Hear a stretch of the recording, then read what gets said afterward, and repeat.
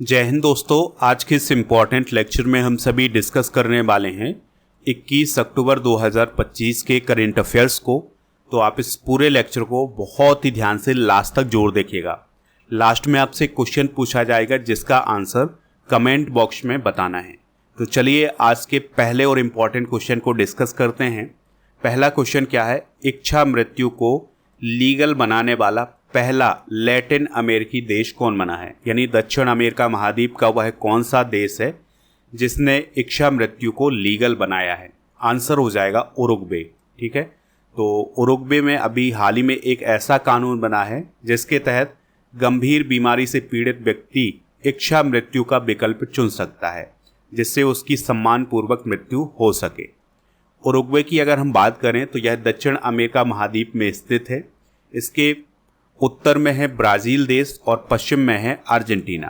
Capital की अगर हम बात करें तो मोंटेवीडियो इसकी कैपिटल है। राष्ट्रपति हैं यामांदू ओरसी। कुछ और इम्पॉर्टेंट करेंट अफेयर्स डिस्कस कर लेते हैं। महत्वपूर्ण करेंट अफेयर्स हैं ये। तो माँ से बच्चे में 3 गंभीर रोगों का संक्रमण रोकने वाला पहला देश कौन बना है, मालदीव। तालिबान सरकार को आधिकारिक मान्यता देने वाला पहला देश कौन है, रूस। पर्यटन में क्रिप्टो भुगतान को एकीकृत करने वाला पहला देश कौन है, भूटान। सभी ग्लेशियरों को खोने वाला पहला देश कौन है, वेनेजुएला। मैन 5CV वैक्सीन बनाने वाला पहला देश कौन है, नाइजीरिया। प्लास्टिक उत्पाद बैग पर प्रतिबंध लगाने वाला पहला देश कौन है, न्यूजीलैंड। शराब पर स्वास्थ्य चेतावनी लागू करने वाला पहला देश कौन है, आयरलैंड। बच्चों के लिए ऑक्सफोर्ड मलेरिया वैक्सीन को मंजूरी देने वाला पहला देश कौन है, घाना। कार्बन डाइऑक्साइड आयात करके समुद्र के नीचे स्टोर करने वाला पहला देश कौन है, डेनमार्क। हाइड्रोजन संचालित ट्रेन शुरू करने वाला एशिया का पहला देश कौन है, चाइना। अगला क्वेश्चन है, भारत सरकार ने कितनी लागत से कपास क्रांति मिशन शुरू किया है। आंसर हो जाएगा 600 करोड़। तो दोस्तों भारत सरकार ने 600 करोड़ रुपए की लागत से कपास क्रांति मिशन शुरू किया है। इसका उद्देश्य है देश में हाई क्वालिटी वाले कपास का प्रोडक्शन बढ़ाना। इस मिशन की घोषणा की गई थी, जो 2025-26 का बजट था उसमें इसकी घोषणा की गई थी। और इस मिशन का पूरा उद्देश्य यही है कि जो कपास की खेती है उसको बढ़ावा दिया जाए। कुछ इंपॉर्टेंट करेंट अफेयर्स डिस्कस करते हैं। तो केंद्रीय मंत्रिमंडल ने दालों में आत्मनिर्भरता मिशन को हाल ही में मंजूरी दी है। प्रधानमंत्री मोदी ने स्वदेशी तकनीक से प्रमुख प्रतिष्ठानों की सुरक्षा के लिए मिशन सुदर्शन चक्र की शुरुआत की है। पीएम मोदी ने प्राचीन पांडुलिपियों को डिजिटल बनाने के लिए ज्ञान भारतम मिशन लॉन्च किया है। इसरो का लक्ष्य है 2035 तक अंतरिक्ष स्टेशन और 2040 तक चंद्र मिशन लॉन्च करना। दोस्तों गुजरात क्रूज भारत मिशन का समर्थन करने वाला पहला राज्य बना है। नेक्स्ट क्वेश्चन डिस्कस करते हैं, अयोध्या दीपोत्सव 2025 में कितने दिए जलाकर गिनीज वर्ल्ड रिकॉर्ड बनाया गया है। आंसर हो जाएगा इसका 26,17,000। तो दोस्तों उत्तर प्रदेश में 9वें दीपोत्सव समारोह के दौरान राम की पैड़ी सहित अयोध्या के 56 घाटों पर 26,17,215 दिए जला करके गिनीज वर्ल्ड रिकॉर्ड बनाया गया है। इसके अलावा 2,128 वेदाचार्यों द्वारा सरयू नदी के तट पर महाआरती और वैदिक श्लोकों का पाठ करके एक नया रिकॉर्ड भी बनाया गया है। तो ये 2 रिकॉर्ड वहाँ पर बने हैं। कुछ इंपॉर्टेंट करेंट अफेयर्स डिस्कस करते हैं। तो UIDAI ने अगस्त 2025 तक 221 करोड़ आधार प्रमाणीकरण का एक रिकॉर्ड बनाया है। भारत के डीप ओशन मिशन ने उत्तर अटलांटिक में 5002 मीटर मानव गोताखोरी का एक रिकॉर्ड बनाया है। मैंगलोर की छात्रा रेमोना परेरा ने लगातार 170 घंटे भरतनाट्यम करके एक विश्व रिकॉर्ड बनाया है। पीएम मोदी ने इंदिरा गांधी का रिकॉर्ड तोड़ करके वो भारत के दूसरे सबसे लंबे कार्यकाल वाले प्रधानमंत्री बने हैं। जापान ने रिकॉर्ड समय में दुनिया का पहला 3D प्रिंटेड ट्रेन स्टेशन बनाया है।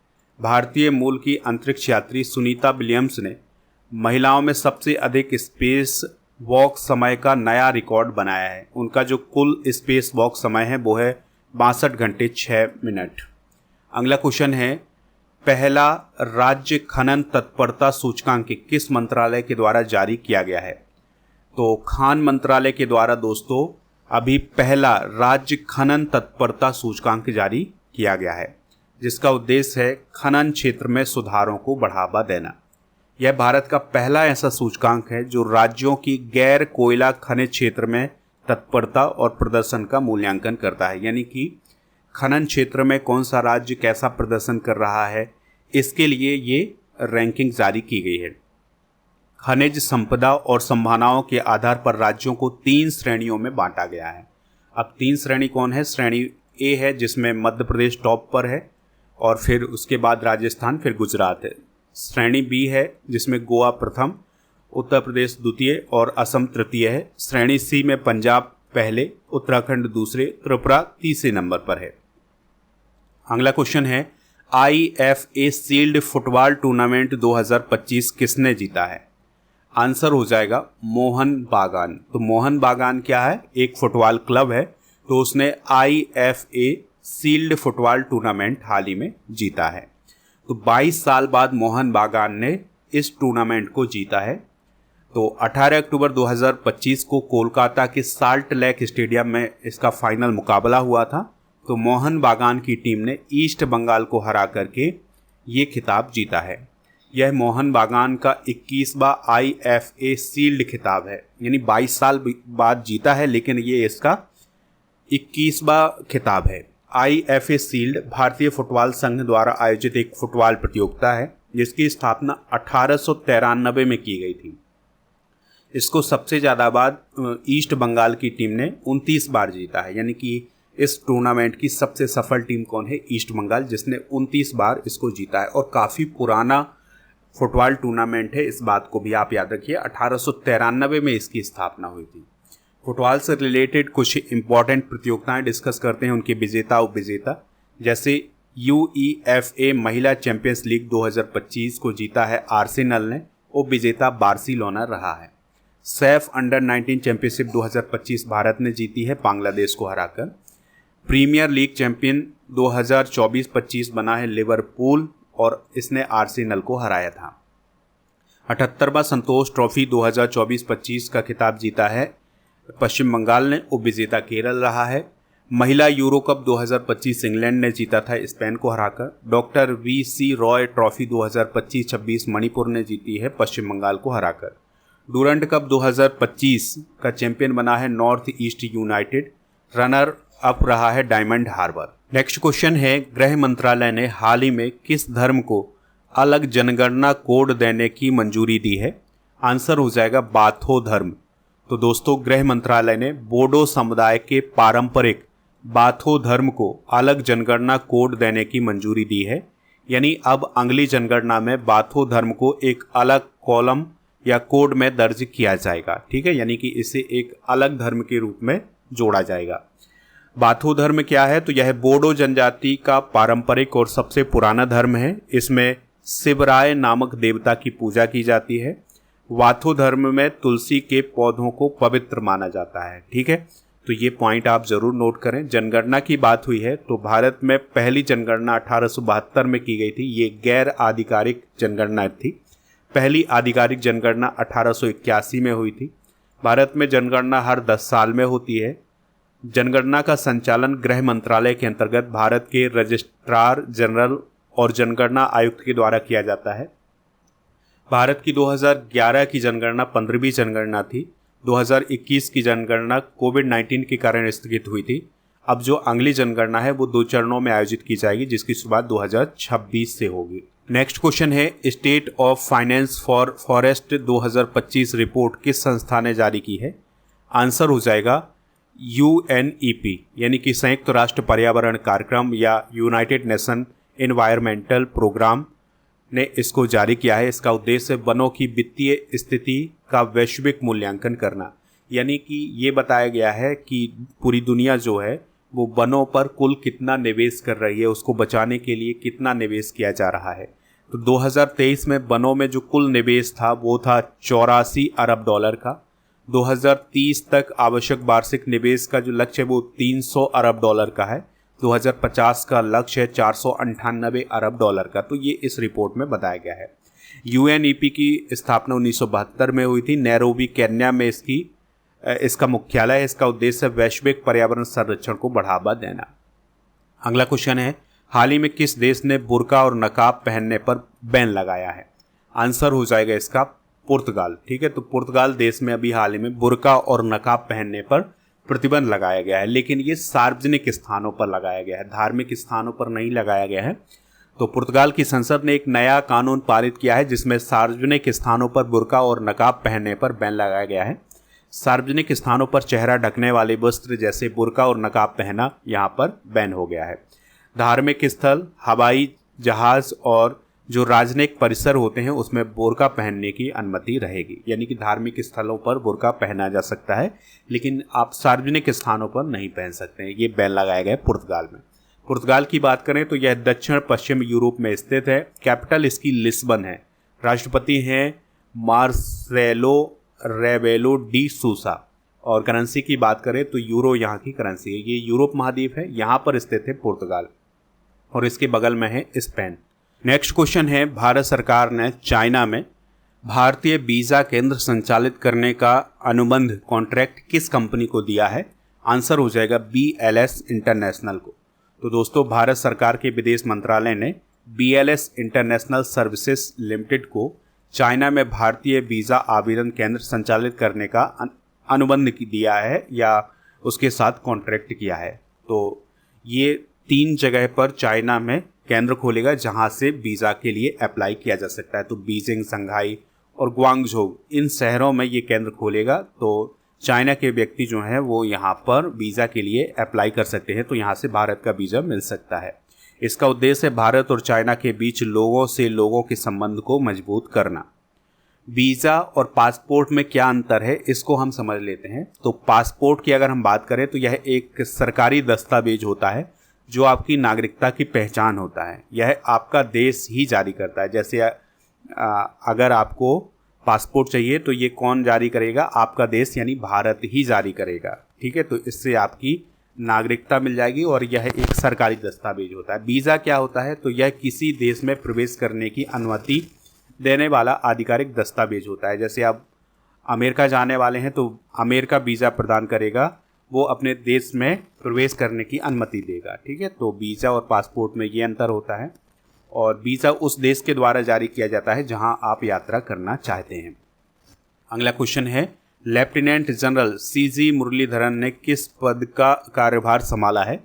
तो वो चिकित्सा सेवा महानिदेशक सेना बने हैं। ठीक है, तो सेना के चिकित्सा सेवा महानिदेशक हाल ही में बने हैं कौन? CG मुरलीधरन।